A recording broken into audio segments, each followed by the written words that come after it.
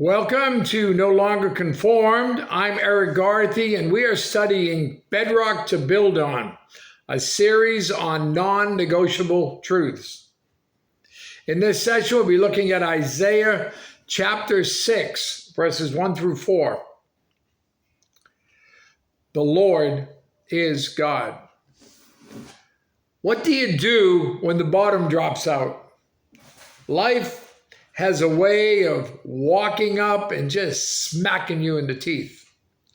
There are times when you need the rock solid things that don't and won't change.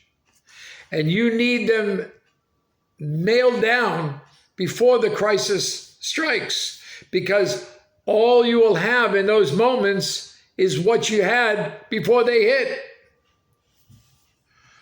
Over the next several sessions, we'll consider 6 foundational realities that you must have in place to build on.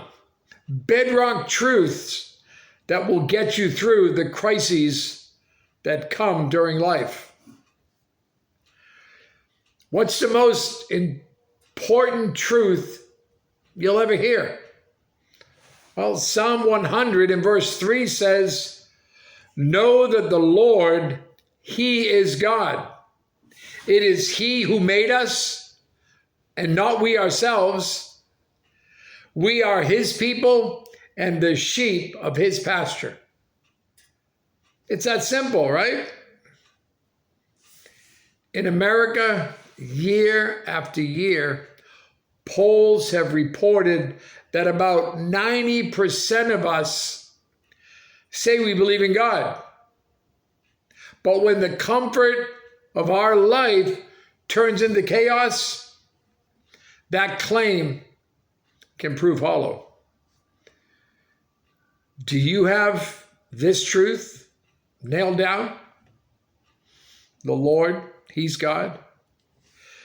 Let's consider one who did, Isaiah. He faced a personal crisis. His testimony and actions revealed a man who had a clear view of God.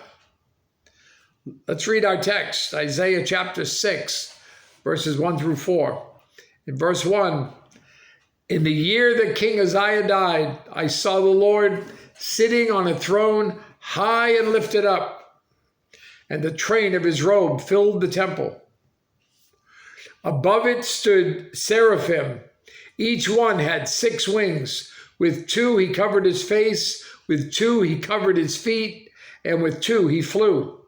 And one cried to another and said, 'Holy, holy, holy is the Lord of hosts.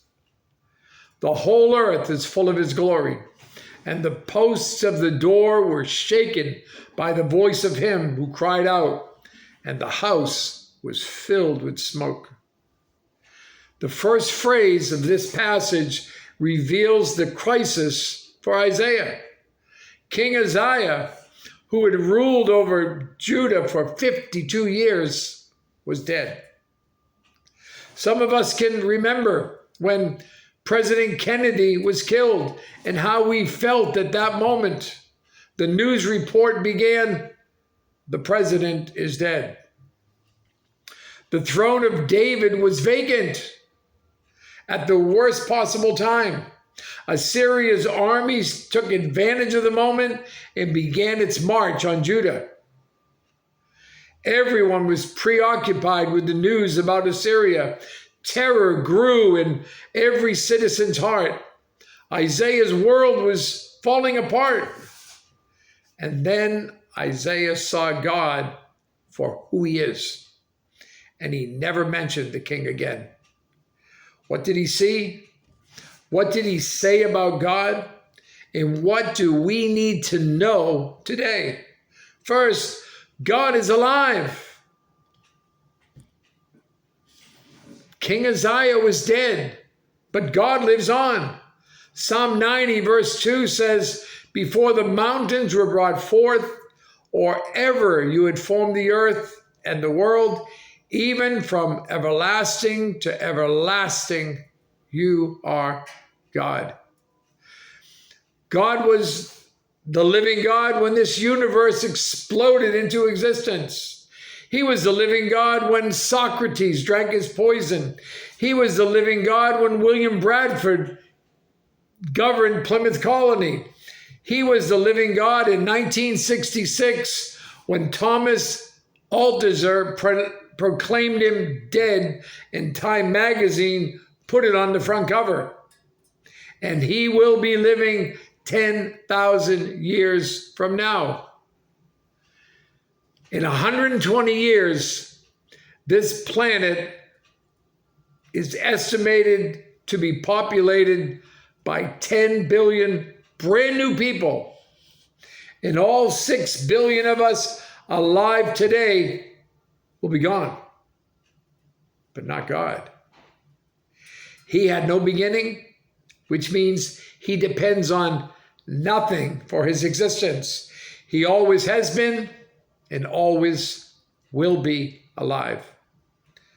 Second, God is in charge.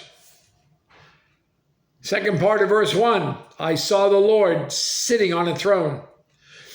No vision of heaven has ever revealed God plowing a field, cutting grass, filling out reports, loading a truck. Heaven is not fighting to hold on against an army of attackers. God doesn't have to take a second job to make ends meet.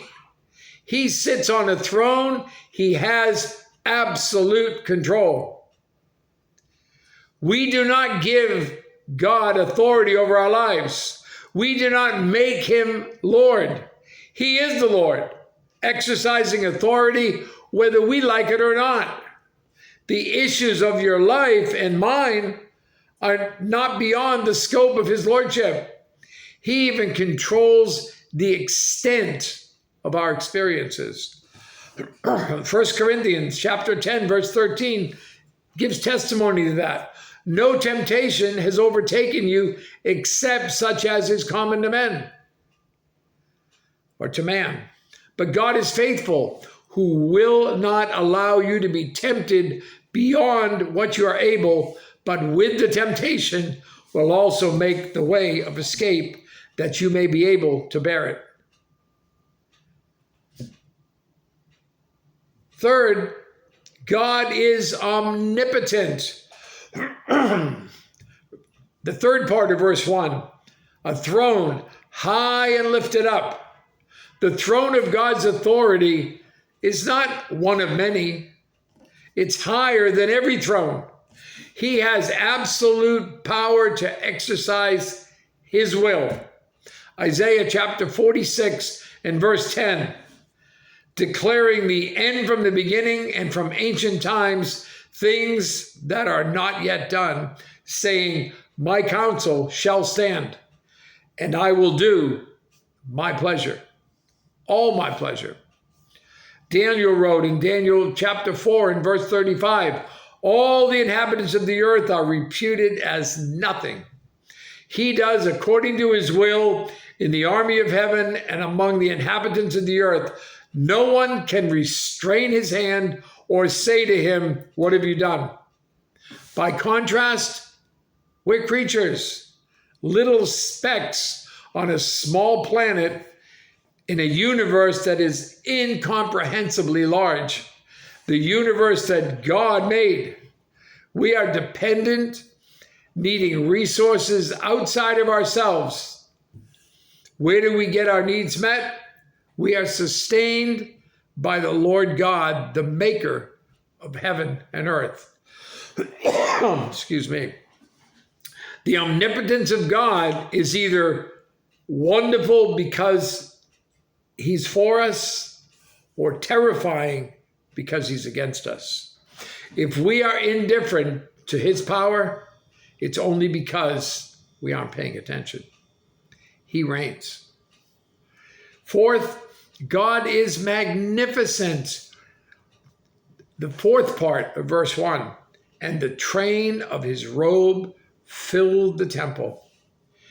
You've seen paintings of kings with the train of their royal robe following a few feet behind them. You've seen pictures of brides with trains that stretch over the steps of the platform. What would it mean? What would it be like if the train filled the aisles and covered all the seats? God's robe filled the entire heavenly temple. His magnificence has no equal. He is wonderful to look at and royal in his majesty. Fifth, God is reverenced. Verses 2 and the first part of verse 4. Above it stood seraphim. Each one had 6 wings. With 2 he covered his face, with 2 he covered his feet, and with 2 he flew. These strange creatures don't appear anywhere else in the Bible, at least not with the name seraphim. They are as powerful as the scene itself. According to verse 4, and the posts of the door were shaken by the voice of him who cried out. And yet, they can't look at the Lord. They don't even leave their feet exposed in his presence. They reverence their Maker in great humility. Think about it. An angel terrifies a man by his appearance and power, but angels themselves hide in fear and reverence from the face of God. And then 6, God is holy. The first part of verse 3, and one cried to another and said, Holy, holy, holy is the Lord of hosts. Every effort to define the holiness of God winds up at the same place. God is holy means God is God. The root meaning of the word means to cut or to separate. A holy thing is cut off from and separated from any common use. Earthly things and persons are made holy when they are distinct from the world and devoted to God. The Bible speaks of holy grounds in Exodus 3:5, holy assemblies in Exodus 12:16, holy nation in Exodus 19:6, holy garments in Exodus 28:2, holy city in Nehemiah 11:1, holy men, 2 Peter 1:21, holy women, 1 Peter 3:5. Almost anything can become holy if it is separated from common use and devoted to God. What happens when this definition is applied to God himself? From what can you separate God to make him holy? The very godness of God means that he's separate from all that is not God, which means that God is one of a kind, in a class by himself. He is completely holy. We run out of language before we can describe the holiness of God. In fact, the prophet Habakkuk tells us we should stop trying. In Habakkuk chapter 2 and verse 20, but the Lord is in his holy temple. Let all the earth keep silence before him. And 7th, God is glorious. The second part of verse 3 and the second part of verse 4. The whole earth is full of his glory, and the house was filled with smoke. The glory of God is the manifestation of his holiness. The glory of God is the revelation of who he is. Leviticus chapter 10 and verse 3. And Moses said, this is what the Lord spoke, saying, by those who come near me, I must be regarded as holy. And before all the people, I must be glorified. That's the kind of God I want and I need. with the power to handle my problems, with the knowledge to guide me through the issues I face, with appearance that captures my attention, a God that demands my allegiance, a God who is completely different from me in holiness, yet who calls me to become like himself, a God who forgives me and has purposes for me, a God who is there for me.